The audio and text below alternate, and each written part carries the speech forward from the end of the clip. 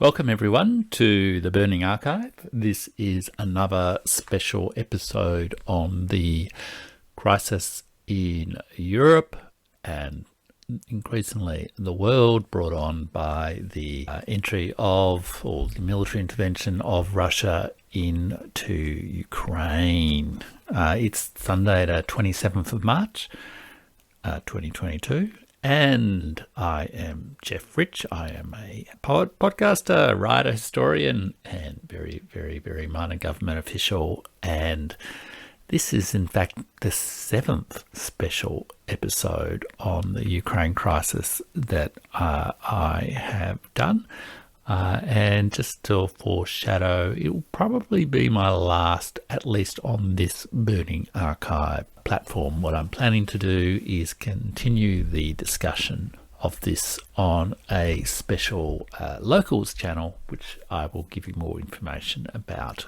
The context for today, well, it's interesting. Literally in the last few hours, the aging sort of emperor of the American Republic, the leader of the world in which we are sheltering here in the outer reaches of the global American empire in southern Australia, has made the remarks that America aspires for regime change and that Vladimir Putin must be removed from power. It apparently was a impromptu remark which was then subsequently covered over or withdrawn. He really meant Vladimir Putin should not be able to be in power in Ukraine, apparently. But there we go. We are in such a situation that the President of the United States should both say and unsay something as provocative as that. Really quite dangerous times.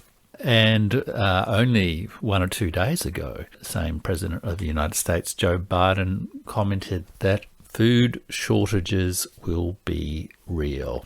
The range of actions taken in response to the Russian invasion of Ukraine, the various economic sanctions, the cutting off of the supply of wheat and fertilizer from Russia, Ukraine and Belarus, has meant that there will be food shortages across the world. Although Joe Biden's focus was really food shortages in Europe and America, in reality there are going to be food shortages across the world, and a potentially terrible, terrible situation, which perhaps is also why the global south, if you like, most of the world, apart from America, Europe and Australia, has not been so unified behind the United States' position to prosecute its campaign against Russia.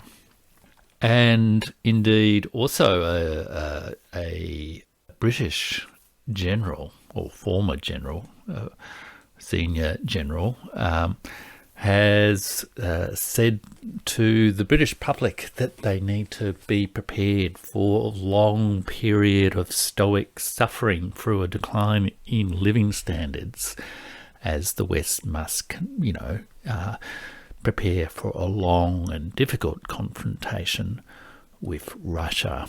Why exactly? And that should be, he didn't really say, but seems to be a concerted effort by the military security elites of America and the Anglo-American powers to prepare the population for a fight that they did not choose. Perhaps those remarks might give you a sense of why I feel I might be taking my commentary on the Ukraine situation to the locals channel.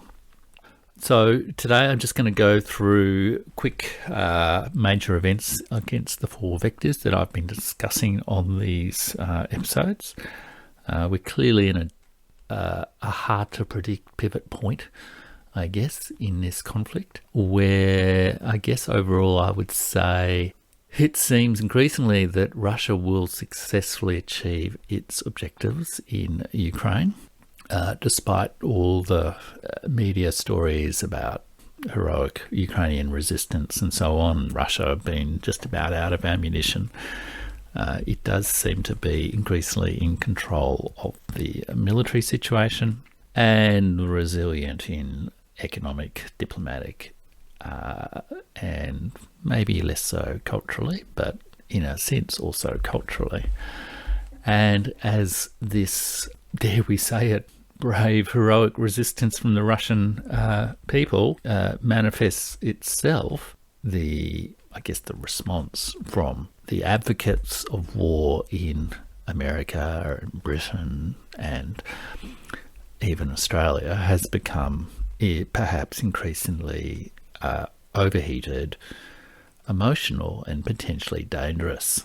Indeed. So one really hopes there will not be some terrible folly committed on any side in all of this, nor as the ship goes down in Ukraine, whether some of the desperate defeated forces bring on some death by glory sort of horrible tragic event. We shall see, but it's a very sensitive and difficult situation, and we will see how things emerge. And similarly, there is an increasing climate of suppression of speech. So we will just work our way through that. Okay, so I'm just going to go through the four victors and then give you some sort of indication of how I plan to continue this conversation on my new channel. So the military situation first. So it appears that Mariupol, the key city in the south, where there have been, allegedly 14,000 Azov Brigade type forces bunkered down in the city, has almost been taken over by Russian forces. And now there are very, very large streams of refugees from Mariupol fleeing the city and reporting on what conditions really were like there. And it seems like most of those Ukrainian forces are now concentrated in old steelworks in the sort of port of the city, and will probably be, the city will be under complete control of Russia in the next couple of days, and that will be a very crucial thing, because it also frees those forces for a deployment in the other parts of Ukraine.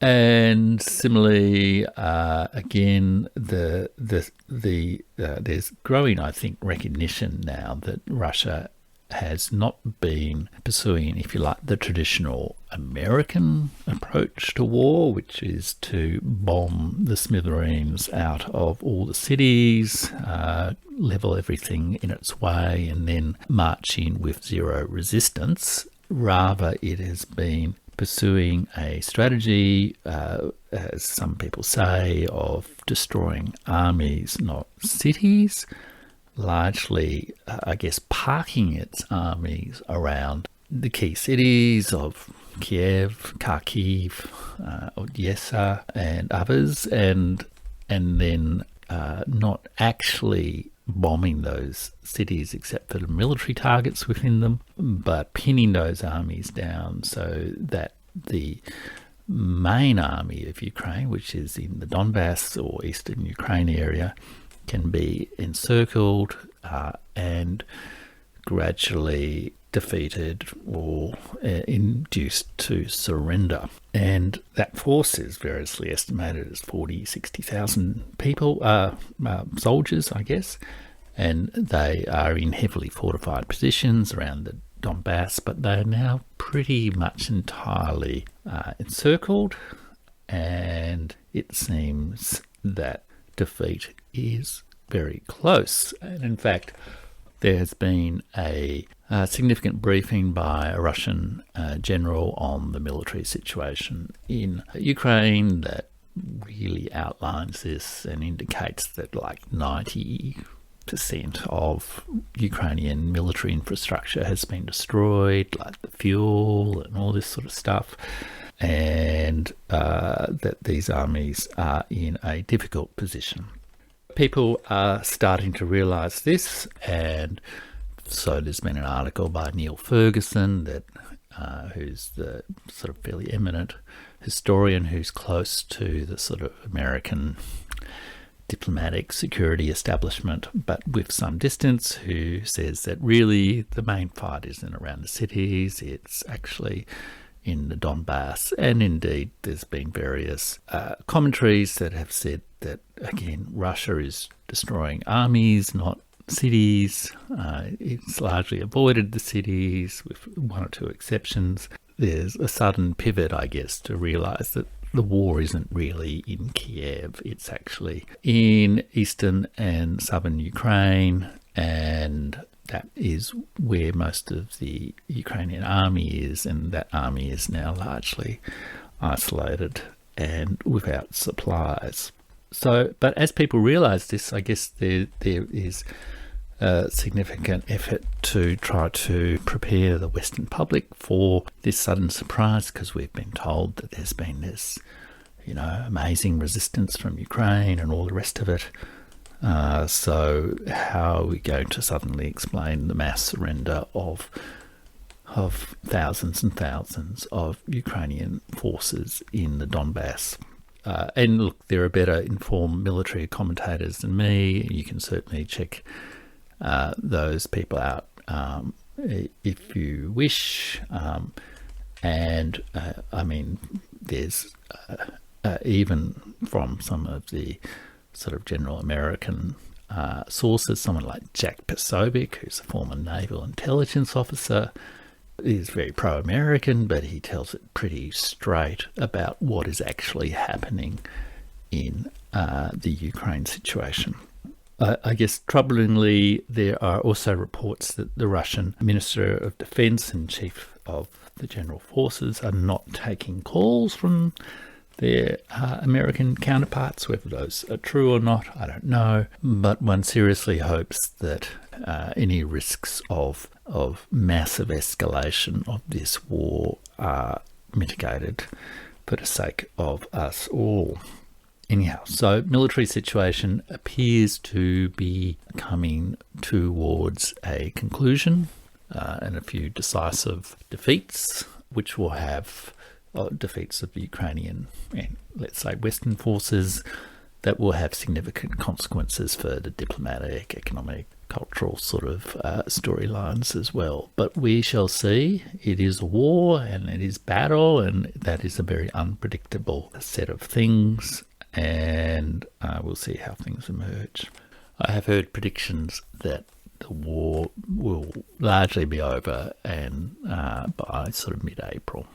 And what exactly the Russian approach to its occupation is, no one really sort of knows at this point, or whether there is to be an occupation. But we will see, I guess, how things emerge. And I guess that will probably depend a lot upon maybe some of the internal politics within Ukraine, because if the Azov battalions are largely destroyed in the south and the east, and if the armies there are sort of disintegrate, you get a growing sense of, I guess, sort of regime collapse within Ukraine, and presumably there will be people manoeuvring for control of events. So we'll see how things go.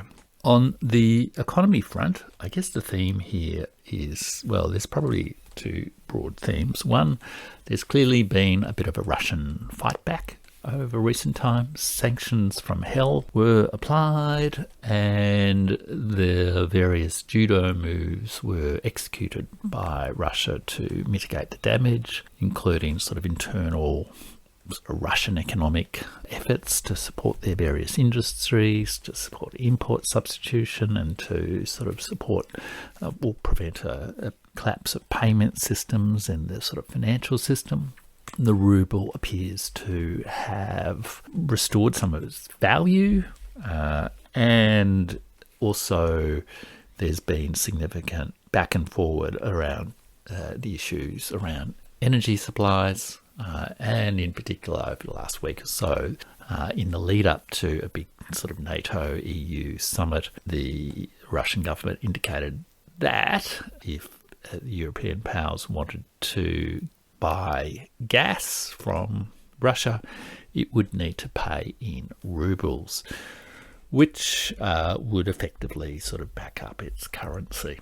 And so, yes, so there definitely seems to be a bit of a Russian fight back, and there has been growing attention to the spillover effects of these sanctions on an already weakened global economy and supply chain, weakened by the 2 years of the pandemic and supply chain disruptions and the massive indebtedness and the large amounts of government spending that have been required to support people through the pandemic, and the impact on basic supply chain things like food. So food and fuel have both been prominently discussed over the last little while, and there's been a growing sense of I guess self-harm I guess from the conduct of this economic war. The populations of the West got all very excited on social media about I stand with Ukraine, and then perhaps not quite realising that I stand with Ukraine might also mean paying 50 or 100% more for petrol, and even more for natural gas if they're in Europe, and also having problems getting wheat and flour and bread and all sorts of other agricultural products. And this will feed into inflation and other things. Still early days, and I guess it's, as some people say, it's the law of unintended consequences, and not only caused by the Russian situation, but significant weakening of that food shortages. I mean, there have been food shortages experienced in the global south, if you like, for over the past 2 years of the pandemic. Many of the critics of lockdowns and all that sort of stuff have said that the part of the immoral nature of the lockdowns has been that it has had a devastating impact on the global poor by reducing economic opportunities, and that deaths by starvation have been greater than deaths by COVID, things like that. But without getting deeply into that argument, this cutting off food supplies from Russia, Ukraine, Belarus, and also fertilizer, as well as general impacts on fuel costs and inflation and all that kind of stuff, has led even the President of the United States to say, yes, there will be food shortages. And this sort of late rhetoric to say, well, this is a price that's worth paying for freedom. We shall see. I just point out there was a really excellent discussion of some of these issues on the Hoover Institution's Goodfellows podcast. Particularly, I'd point out the comments from John Cochrane, who I think is an advocate for active war against Russia and regime change and all the rest of it. But you can also sense, or has been, but you can also get a sense from him that, maybe we've just bitten off a little bit more than we can chew here, and is pursuing regime change against Russia a bit of a low probability event to play with, to gamble so much of the world economy on. And similarly, there was also an excellent discussion with a couple of economists around this issue on Tom Switzer's podcast, Between the Lines, which is like an ABC, Australian Broadcasting Corporation podcast. But Tom Switzer is quite good, and he has a good discussion of some of these issues as well. And also what is becoming increasingly clear, and it's discussed a little bit in both John Cochrane and also by Tom Switzer and his guests, is the sense that we're having sort of currency wars. The threat of the US dollar, losing its prominence. Some of Russia's trade with India and with China going in, and with Saudi Arabia and all this sort of stuff going into rubles or yuan or other currencies, and half the world economy or more switching on to a different sort of system. And if that does happen, and sometimes these things can happen slowly, sometimes they can happen suddenly, then that will have dramatic consequences for, if nothing else, America's financial situation. And if it can't pay the bills, then it can't maintain 800 bases all around the world and aim to control the geopolitics of every region of the world. And that takes us on to diplomacy.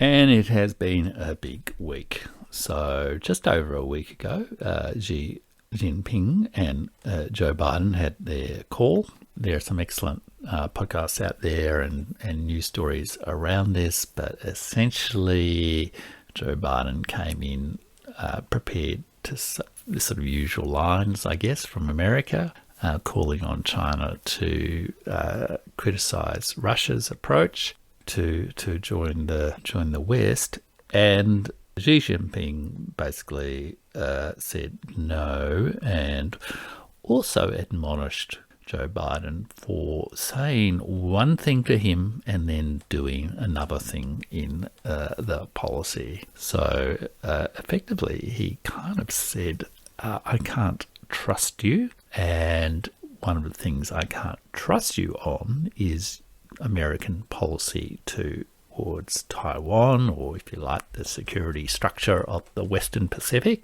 just as Russia cannot trust you with the security structure for Europe. So that was quite a decisive thing, and I think it's probably a harbinger for a growing weakness in America's diplomatic position. There have also been major commentaries or speeches, talks, or opinion pieces by Sergei Lavrov, the Russian foreign minister, that effectively says that Russia has, with some regret after many years of trying otherwise, decided it can no longer rely at all on its Western partners, as they describe them, and now must pursue a largely self-reliant approach, which is also done with its true allies such as Russia, such as China and India and others around the world. If you like, the Eurasian bloc against the Atlantic bloc.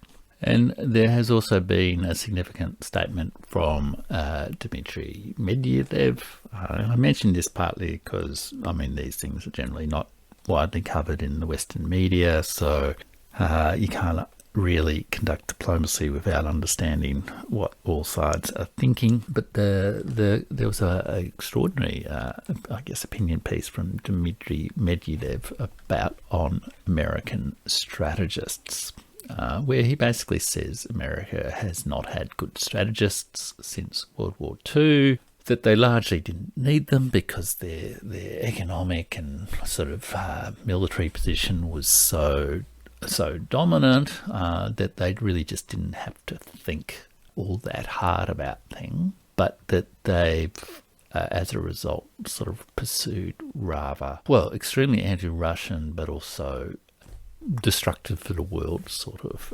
ideas. So let me just read from this as a bit of an insight into how Russians view this conflict, which is not just a conflict between Russia and Ukraine. It is very much a conflict between America and its NATO and Australian and other partners, and Russia and its partners.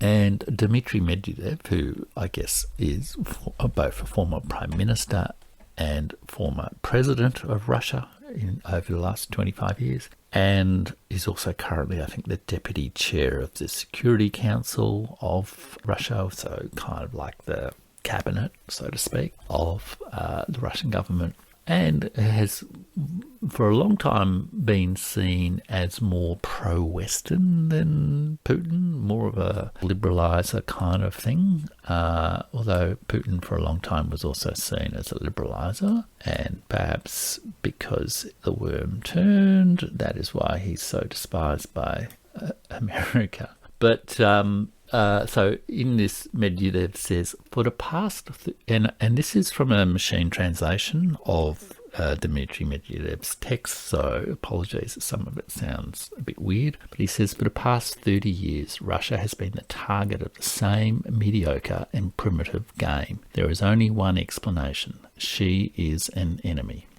What other legal successors of the USSR are there, even if there are no more fundamental ideological contradictions? This means that Russia must be humiliated, limited, shaken, divided, and destroyed. How will this resonate in the near future in Europe and in the world as a whole? Never mind, nobody ever even thought about it. If there is a and he's there sort of referring to, like, you know, the weakness of American strategic thinking. If there is a tactical objective to destroy Russia, why have a long-term strategy at all? Now let's imagine that America succeeded in this round of confrontation. The narrow-minded strategists from the White House have caused a systemic political and economic crisis in Russia. As Joe Biden said last night, they want, you know, Putin cannot remain in power. They weakened and led to a split, a huge, very complex country. And here is the result. The largest nuclear power with an unstable political regime, weak leadership, a collapsed economy, and the maximum number of nuclear warheads aimed at targets in the US and Europe. Or in general, 5 or 6 new countries in the place of Russia, as they dreamed overseas in the 90s. And indeed, that's well documented. It's part of the whole Zbigniew Brzezinski grand chessboard sort of plan, where each country has its own strategic weapon. Doesn't it remind you of anything? An unmanaged walking field where freaks, fanatics and radicals are in power, a plot from a dystopia or a crazy futurological forecast pulp fiction. No, this is a real prospect of such a strategy. And then the next goal is the total weakening of China. And then there are only a couple of steps left before the most severe global crisis, the energy and food collapse, the failure of all collective security systems, and soon the big nuclear bang, which opens the way to a new universal singularity to the underworld. How do you like this prospect, gentlemen? Great plan. Bravo, strategists from the State Department and the Capitol. Bravo, K Street analysts. Bravo, senior members of the Senate. Bravo, Mr. President. You have already lived your life. You cannot be afraid, because at the age of 80, nothing is especially scary. Of course, Russia will never allow such a development of events. This is clear to everyone today. Moreover, unlike the American establishment, which wants the end of our motherland, Russia wants to see the United States as a strong and intelligent country and not the last refuge of those who gradually fall into senile insanity. A responsible state that performs all the functions of a great power, a state that is trying to solve its many internal problems and does not undermine the development of other countries. All this is possible. Okay, so that is the view from Dmitri Medvedev from Russia, and it's notable, I guess, the tone of all that, the challenge to the grand strategies pursued by the American geopolitical sort of think tank community. And look, some of that may be true, some of it may not be true, but one has to hear what that really means and realize the consequences of this, and just really ask whether the world is a plaything for American geopolitical strategy. It is not. And cheap rhetoric about, democracy and freedom is simply not enough to create that kind of dystopian scenario. And Russia knows what that dystopian scenario is, because that is what happened to Russia and the Soviet Union in the 1990s, and that they have slowly rebuilt from. So they will not let that happen again. So anyhow, there we go. So look, 3 other significant events. One is the BRICS foreign ministers, that is Brazil, Russia, India, China, and South Africa, the sort of major developing, nations, met in Moscow, and significantly all those nations are not united in standing for Ukraine. All want to see, a resolution of the conflict, but they are all also have a strong interest in withstanding the American economic war against Russia. And there's been strong support from that, including strong statements from South Africa, critical of America. And similarly, the NATO and EU and G7 had a sort of triple summit in America. The main news from that was no real economic sanctions and a significant effort from presumably Germany, France and Italy to sort of cool the heels of the former East European states like Poland and America to pursue the more active war against Russia approach. And so there have been no real new economic sanctions announced, and ambiguity about any sort of further military action from NATO. And it was at the end of that triple summit that Joe Biden made his comments about food shortages. But it will all be fine, folks. It will all be fine. And then finally, I think yesterday, Wang Yi, the Chinese foreign minister, met with the Indian foreign minister as part of a normalisation of relations between China and India, in particular over the conflict over, I think it's called the Lak area. So an area up near sort of Kashmir where there was actual armed conflict between India and China, and they also discussed the Ukraine situation. And I believe there is coming up a BRICS leaders forum later in the year. That meeting is partly a prequel to, so that there is a full meeting with Modi and Putin and Xi Jinping. Again, that will be quite an interesting event in the context of this emerging multipolar world. It's perhaps more and more that group of nations that we might need to watch closely more than AUKUS or NATO. Finally, on culture wars, I'm just going to be very brief here on culture wars. Just really 3 quick points. One, I just saw on a newsfeed just earlier that there's a huge poster or projected image in Moscow, which of course has one of the most wonderful, musical, theatre, cultural scenes anywhere in the world, which says that, Western countries want to cancel Shostakovich, the great Russian composer, and indeed many people have been cancelling Tchaikovsky concerts, all sorts of Russian performers just because they are Russian performers. So the big projection saying the West wants to cancel Shostakovich. We will not be cancelling Vivaldi because culture cannot be cancelled. I guess Russia is fighting back, let's say, in the cultural realm as well. And then finally, just to note that I think one of the elements of the culture war, if you like, is also a quite reasonable debate over the interpretation of history and the history of the Ukraine area and its role in history, the history of relationships between Russia and Ukraine.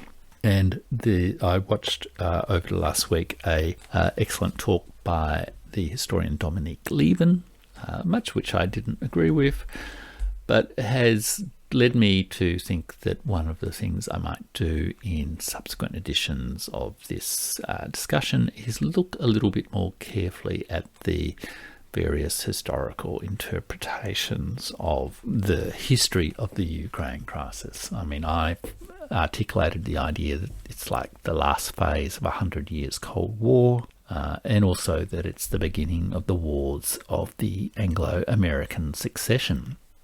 Perhaps not the beginning, but one of the major early conflicts of the wars of the Anglo-American succession. Arguably, I think those conflicts perhaps began in 2008. Now, I've sort of picked up 3 storylines, if you like, which I'm going to condense fairly metaphorically which I'm going to condense into quick phrases here, and which seem to sort of summarise the arguments of various historians around this situation. And one of the things I've noticed is the historians are really they're not really, they are very much taking a side one way or the other. And I mean, I guess that's understandable. Wars do force moral choices and all that sort of thing, and stir moral passions. So that's fine. And what I might do is explore some of these a little bit more in subsequent episodes. But the 3 sort of stories are kind of the Russian world story. So this is, if you like, the story articulated by Vladimir Putin in a large essay he wrote, I think mid last year, where he's sort of saying the Ukraine and Russia are intermingled historically and culturally, with Ukraine being, a lesser part of a greater Russian world. And part of that is therefore Ukraine's choice to ally with the West against that Russian world is unsustainable. And, there's weaknesses and everything around that story, but that's basically the narrative. Then another narrative, and this is really the narrative that Dominic Lieven put in his talk to Trinity at Japan, perhaps put a link to in the show notes, is, if you like, the imperial nostalgia story. And you get this story also from others who, Russia is trying to restore its imperial greatness either under the Soviet Union or under old imperial Russia. Dominic Lieven's argument is a little bit more sophisticated, I think, which is that Putin and the elite in Russia, which he really sees as being largely the old sort of security military elite of the Soviet Union, is seeking to restore its status as a elite and a country that really matters in the world. And it's this yearning for power, status, and projected influence into the world order that is behind the strategic choices of the Russia-Ukraine conflict. And then the third sort of big story is, I guess, what I'd describe as Ukraine as a little America, that in a way Ukraine is a replay of the story of natural freedom, natural democracy, and rebellion against an imperial power that America itself played out.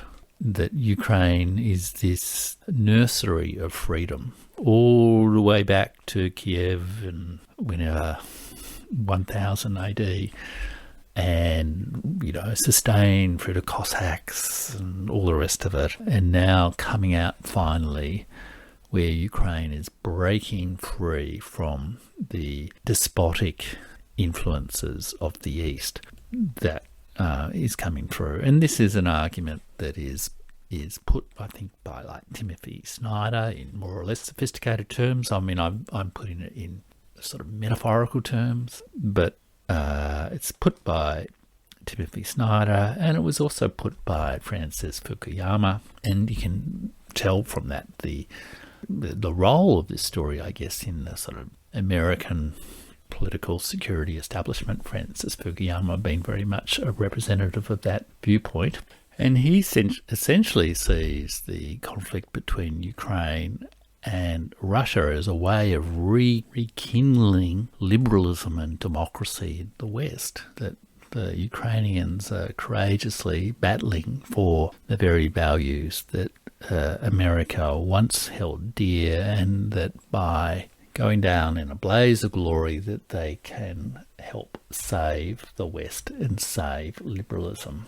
Indeed, he says in an interview in Unheard that Vladimir Putin is at the centre of a global anti-liberal campaign waged by authoritarian great powers like Russia and China, not mentioning, of course, the world's greatest democracy, India, but also by a number of populists that have arisen in democratic countries like Viktor Orban in Hungary or our Donald Trump, again not mentioning Narendra Modi in India. Putin said very explicitly that he thought liberalism was an obsolete doctrine, and a lot of conservatives in the United States have actually said they like Putin. They like the idea of a strong man that could cut through all the liberal nonsense they saw going on in their societies. With this invasion of another democratic country, Putin has created a certain amount of moral clarity. The biggest advantage of a liberal state is the fact that it's not authoritarian. It's not a dictatorship. It doesn't kill people. It doesn't invade neighbours. Putin's demonstrated what the alternative to liberalism is. Indeed, earlier in March, Fukuyama made 12 predictions about the war in Ukraine, saying that Russia is heading for a total defeat in Ukraine, so he seems to have that wrong. The collapse of the position could be sudden and catastrophic. There's no diplomatic solution to a war before this happens. The UN Security Council has once again proved its futility. So deep is the commitment of the US to the international order. He supports the decisions not to declare a no-fly zone. The cost that Ukraine is paying is enormous. Putin will not survive the defeat of his army. The invasion has already done enormous damage to populists around the world, maybe. And the war up to this point has been a good lesson for China. Maybe. That maybe not the way he predicted.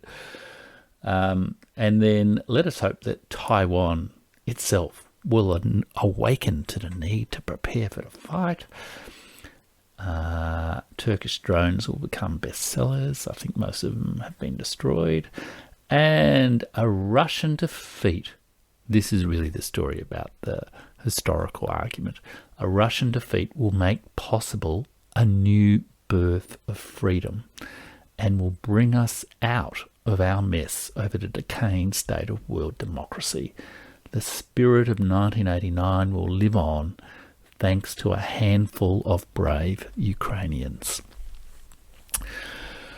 So there's a sort of a historical, mythical storyline that is emerging out of all this, which is very powerful and is dominant in the media. And partly because of that effort, that's part of the reason why I think I'm going to take my sort of geopolitical type discussions onto a new channel off the Burning Archive podcast. The Burning Archive will continue to focus on history and culture.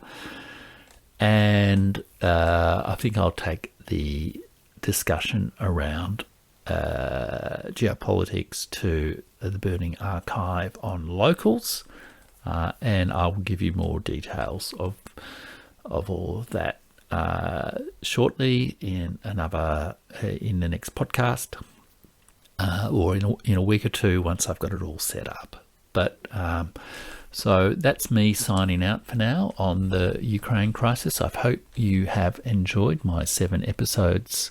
Indeed, it is 7 episodes now on the Ukraine crisis, which have been my special episode back on February 27th, Geopolitics Upside Down, War in Ukraine on March 3, Geopolitics Ukraine Crisis Diplomatic Chessboard on March 7th, US biolabs exposed in Ukraine crisis, March 9.